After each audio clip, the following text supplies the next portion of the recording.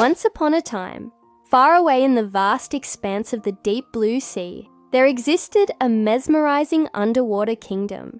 The water was as blue as the clear sky above, teeming with a myriad of colorful fish, dazzling corals, and anemones that sparkled like precious gems. Warm sun rays streamed down from the surface, illuminating the ocean with a golden glow. It was a silent paradise, where every breath and every movement existed in perfect harmony. But this silence was now in danger. In the heart of this aquatic wonderland lived a little blue fish named Blue. His scales shimmered like sapphires under the sun's gentle touch, and his tail swished back and forth with joy as he playfully chased bubbles. One day, while frolicking around the coral reef, Blue spotted a particularly large bubble and exclaimed in delight, "Look! I made the biggest bubble!" he proudly announced, his voice echoing with glee. A wise mother fish swam closer, her gaze filled with both love and concern. "Careful, son," she cautioned gently. "The world outside our coral is changing a lot." Blue tilted his head, his eyes wide with innocence. "But we always play here. What's different now?" he asked, unable to comprehend the hidden dangers lurking beyond their peaceful reef. Little did they know that the surface world held secrets, dark and dangerous, that would soon shatter their idyllic existence. The tranquil waters around them were part of an ancient ecosystem, now under threat. As the years passed, the delicate balance of nature began to break, disrupted by human activities above, and Blue's carefree world was about to collapse. Among the inhabitants of the deep blue sea was a legendary shark named Shera. Her scales glistened like polished silver, and her presence commanded both respect and awe. With age came wisdom, and Shera had witnessed the tides of change with her own eyes. She had seen the growing impact of human activities on the marine world, and her heart ached for the fate that awaited her children. One evening, as the sun began its descent into the horizon, casting long shadows across the seabed, Blue and his companions gathered close to Shera, eager to hear her stories. "Humans don't just see us as food," she began, her voice heavy with sadness. "They are taking our fins, our skin, our very lives." Blue's eyes widened in horror. "Will we disappear too?" he whispered, his voice trembling with fear. The older fish exchanged worried glances. The harsh reality of their existence was something they had long tried to shield Blue from, but the time had come for him to understand the gravity of their situation. Suddenly, breaking through the surface of the water, a dark shadow loomed overhead, a massive fishing boat with a gaping mouth like a hungry whale, ready to devour everything in its path. The sight sent shivers down the spines of the young fish. As the boats approached, a wave of panic surged through the underwater community. Blubber hid behind a rock, his heart pounding like a drum. Then, in a swift and merciless move, the nets were cast wide, engulfing the sea in their suffocating embrace. Baloo watched in horror as some of his playmates got trapped, their struggles growing weaker and weaker until they vanished into the depths of the boat. Amongst the unfortunate catch was Baloo's brother. "Brother!" he cried out, his voice echoing with desperation. "No!" he screamed, witnessing the brutal reality of their world. The boats remained unmoved, indifferent to the cries of the trapped creatures. "Leave him," Baloo pleaded, his small fin trembling with anguish. But his words were lost in the roaring of the engines. And just like that, the boats sliced through the water, carrying their burden away. Silence descended upon the reef once more, heavier and more haunting than ever before. The playful atmosphere was gone, replaced by a chilling dread. The fish now moved in hushed tones, their once vibrant colors dimmed by the weight of sorrow. Deep within the office of a large corporation sat a man with sharp features and steely eyes. Before him lay a pile of documents, each sheet detailing the day's catch, numbers that represented lives taken and families torn apart. But the man saw only profit margins and financial gain. He was the mastermind behind the relentless fishing operations, driven by an insatiable greed that knew no bounds. Meanwhile, Zawiya, a young girl with eyes as bright as the ocean on a sunny day, stepped into her father's office. A question had been burning in her mind, quietly waiting for the right moment to be asked. But what she was about to discover would leave a deep and unsettling ache in her heart. "Dad," she began, her voice filled with innocent curiosity. "Why do we do this? They're all such cute animals." She pointed to a photograph on the desk. It showed a variety of captured fish and even some shark fins. Her father, the man with the sharp features and cold eyes, glanced at her briefly before turning back to his papers. "This is our business, Zawiya. No need to think too much," he replied, his tone cold and final, leaving no room for further discussion. However, Zawiya couldn't shake off the haunting images from the photograph. The vibrant colors, the innocent eyes staring back at her. They tugged at her heartstrings, leaving a silent ache behind. As the night deepened, she tossed and turned in her bed, sleep evading her restless mind. The images from the day kept returning, replaying again and again, refusing to let her find peace. And as the night wore on, Zawiya's thoughts drifted toward the vast ocean. In her dream, she found herself beneath the waves, swimming alongside Baloo. She could feel the currents swirling around her, the weight of the water, the urgency in the silence. Then she saw him, trapped in the net, his eyes wide with fear and pain. She witnessed the separation, the helplessness, the heartbreaking loss. It was a vision that pierced through her soul, like a cry echoing from the deep. Zawiya woke up with a start, her heart pounding, the dream still etched vividly in her mind. Something inside her had changed. A spark had been lit, a fire of purpose. Determination now burned brightly in her eyes. She had to help Baloo and the others, even if it meant standing against her own father. Determined to make a difference, Zawiya launched a campaign on social media. With trembling hands, but a brave heart, she posted her first message. "Save the ocean, save their world."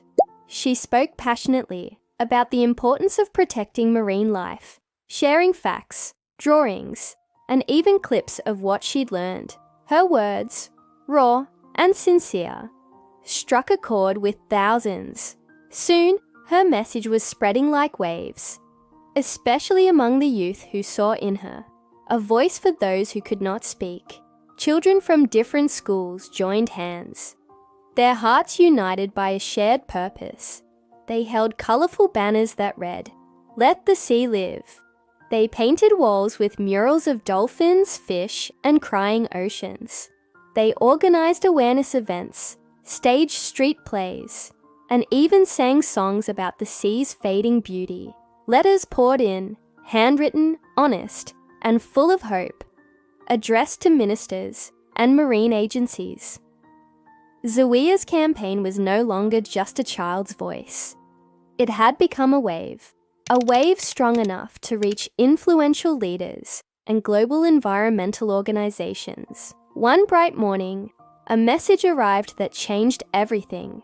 Dr. Elena Ramirez, a renowned marine biologist with a heart as vast as the ocean, reached out to Zawiya. With gentle words and deep knowledge, she offered her support and guidance. Together, they sparked a new mission, a massive cleanup campaign. Hundreds of volunteers gathered by the coast, young and old, united by a common goal. With gloves and bags in hand, they worked tirelessly to remove plastic and debris choking the ocean and littering the beaches. Each piece they collected was a small victory for the sea, a step toward healing the wounded waters. As the community worked side by side, a powerful feeling blossomed. Unity and hope intertwined like the ocean currents. They weren't just cleaning the ocean, they were cleansing their own future, one piece of plastic at a time. Far away from the bustling shore, Bala and Shera swam with steady strokes, embarking on a journey unlike any before. Their fins sliced through the water as they ventured into the unknown, searching for the legendary spirit of the sea. With every ripple, their determination grew stronger, fueled by the hope of restoring balance and peace to their beloved ocean home. Along their path, Bala and Shera were met with heartbreaking sights. The once crystal clear waters were now clouded with human waste, swirling like dark shadows beneath the surface. Plastic bags drifted like ghostly jellyfish, trapping helpless turtles in their suffocating grip. Farther still, the ocean floor bore silent witnesses, the lifeless bodies of whales, victims of a world that had turned its back on nature. Each scene was a painful reminder of the urgent need to heal their fading home. "What have we done to our home?" Blue whispered, his voice trembling as the weight of the destruction pressed down on his tiny shoulders. The vibrant world he once knew was now scarred and fading before his eyes. Yet even in the darkest depths, Baloo and Shera held tightly to one shining hope. They believed with all their hearts that the spirit of the sea would reveal a way, a path to awaken the humans, to heal the wounds inflicted upon their beloved ocean. Together, they vowed not to give up, no matter how hard the journey ahead might be.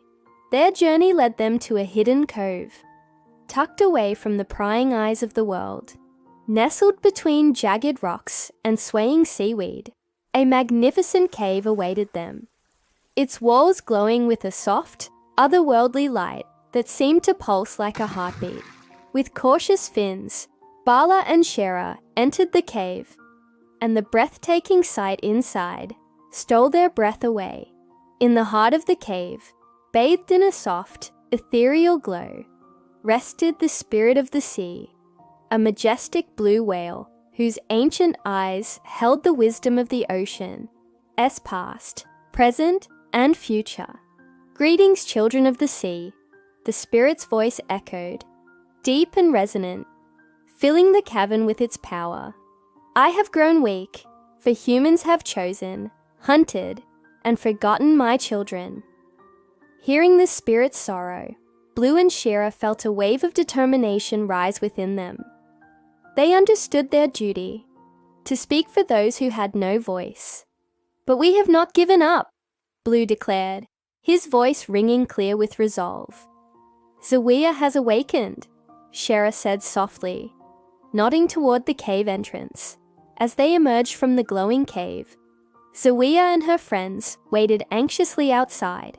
She had followed Blue and Shera, her heart pounding with hope, to see the spirit of the sea with her own eyes. When Zawiya stepped forward, the spirit of the sea slowly turned, revealing eyes filled with ancient wisdom and boundless kindness. A presence beyond words. "Spirit of the sea, you have come," the spirit acknowledged, its voice warm and full of hope. "Your presence gives me strength." Zawiya, stepping forward, her voice steady and clear, "I am here to help, to be the voice you need." The spirit of the sea dipped its majestic head in gratitude. "Thank you, child of humanity. May your courage and actions echo through the ages." From that moment forward, Zawiya became the unwavering voice of the sea. She poured her heart and soul into the campaign, tirelessly raising awareness and inspiring change, working hand in hand with scientists, policymakers, and conservation groups. She sought practical solutions to heal the ocean and protect its fragile life. Zawiya's father, once doubtful and skeptical of his daughter's efforts, slowly began to see the change she was bringing about. he noticed the shift in public opinion, the growing support from powerful voices, and most of all, the undeniable fire burning bright in Zawiya's eyes. Realizing the gravity of his mistakes, Zawiya's father took bold and meaningful steps to heal the wounds caused by his fishing company. He introduced strict fishing quotas to ensure only sustainable catches, banned fishing during vulnerable breeding seasons, and established marine protected areas where fishing was completely forbidden. Determined to make a lasting change, he invested in research and development of alternative fishing gear that minimized bycatch and implemented strong measures to safeguard endangered fish species. Furthermore, he collaborated closely with local fishermen, offering them training and resources to embrace more sustainable fishing practices. He encouraged the revival of traditional methods that specifically targeted certain species, thereby minimizing the overall impact on the delicate marine ecosystem. To support local communities reliant on fishing, Zawiya's father forged partnerships with eco-conscious businesses that prioritize sustainable seafood. He championed responsible sourcing and transparency, ensuring consumers could make informed and ethical choices when purchasing fish products. As the years went by, the changes introduced by Zawiya's father led to remarkable transformations in the fishing industry. Fish populations rebounded, marine biodiversity flourished, and the delicate balance of the ecosystem was gradually restored. One day, as Baloo and Shera glided through the rejuvenated waters, a deep sense of tranquility filled their hearts. The sea was calm once again, vibrant with life and beauty, yet the memory of those lost still lingered. A solemn reminder of the sacrifices made and the ongoing fight for a better future. "We have lost so much," Shera said softly, "but there is still hope," Bala replied, nuzzling his friend gently. "Zawiya has brought balance back to our sea. We can feel it deep in our fins and scales." As the sun dipped below the horizon, painting the sky with shades of orange and purple, the fish gathered once again. Among them was Baloo's brother, safe and sound, rescued by Zawiya and her friends. Looking out over the vast expanse of the sea, they knew their journey was far from over.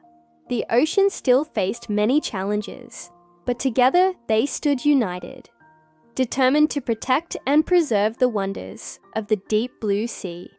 And so, the legend of the cry of the blue heart lived on, serving as a reminder to all who heard it that even in the darkest times, hope could still shine through.